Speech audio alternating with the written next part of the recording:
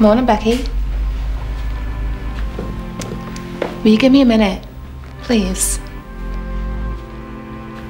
Promise not to go on and on. Didn't think you were on early. I'm not. This is me enjoying myself.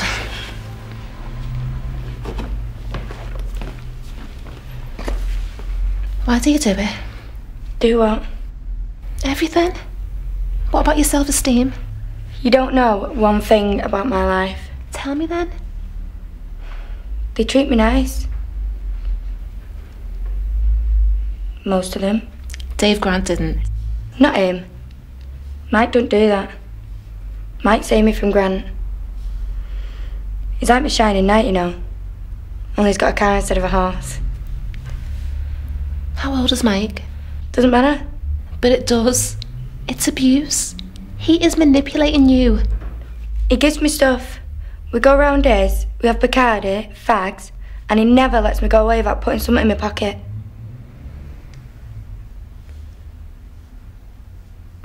When I'm there, I don't feel ugly. He's giving you attention. That's all it is. Making you feel special. It's more than anyone else does. That doesn't make it right. Does he ask for anything in return? What do you mean? You know what I mean. No. Come on, Becky.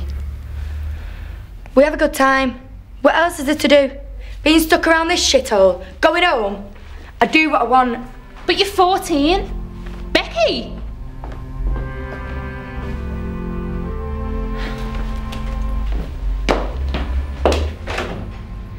If the child is leaving the care home and everyone knows in the care home that she's going off to be sexually abused by a man, I mean, who is going to protect her? If not the care home, which is in loco parentis, who is going to protect that child? Nobody?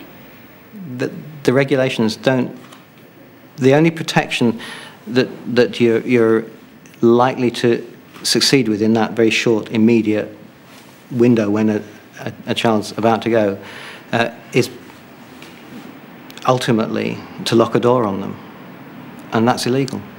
The law takes the balance of civil liberties and human rights and says there has to be a really strong case of harm either to that young person or to somebody else. But it's hard to think of a much stronger case for harm when you've got a 14-year-old girl who's going to be sexually abused by several men. Yeah. How much worse does it have to get before staff will feel that they must keep her indoors? Well, the law prevents an ordinary community children's home from locking the doors and preventing children leaving.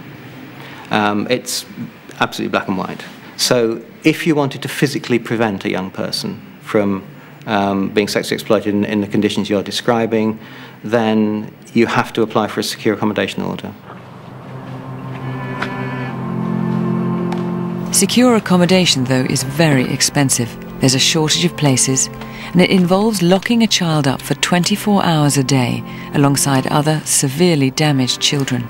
But our experts believe that an investigation known as an organised abuse inquiry could have helped Becky. The indicators of organised abuse are very clear. It just has to be more than one child and more than one abuser. With this child, there were 25 named alleged sexual abusers. That's enough to have organised abuse procedures.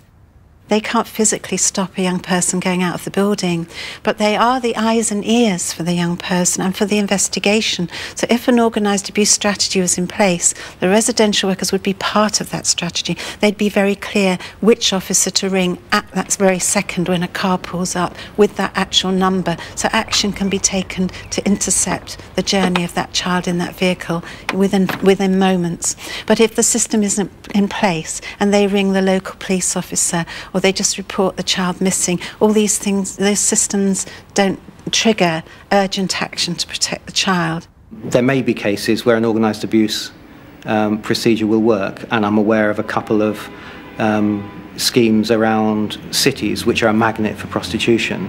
What police and social care workers are doing regularly is pooling their evidence and designing an investigation to fit the needs of the situation. So you don't actually need a formalised abuse procedure to deal with an issue like that. You need a systematic way of working together and gathering evidence. Just doing a brew, do you want one?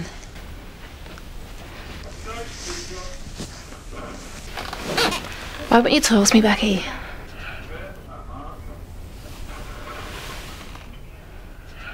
Sarah, he makes me do things. Says that I owe him. Owe him for what? The stuff he gives me. The drink and the cigs. Says I've got to be nice to him. And there's always loads of them there. You don't have to go. I do. If I don't, he says he'll hurt me. And our Annie. I mean, how does he know my little sister? We'll call the police. Now you're being fucking stupid. No, don't! Oh, shit. He's outside. Who is Mike? Becky! I've told you, I've got him. That takes some bottle. He doesn't give a damn. He thinks she's untouchable. Yeah, well, it's not far wrong. We've just allowed someone that we're pretty sure is a paedophile take someone in our care back to a place where she'll be abused and can't lift a finger to do anything about it. Look, I told you, you get too close. What are you going to do when the next Becky comes along? Because they will. Not next week, the week after that, or the week after that. You can only have time and energy for so many. The rest, you got to let go. I'll write this one. About that brew, eh?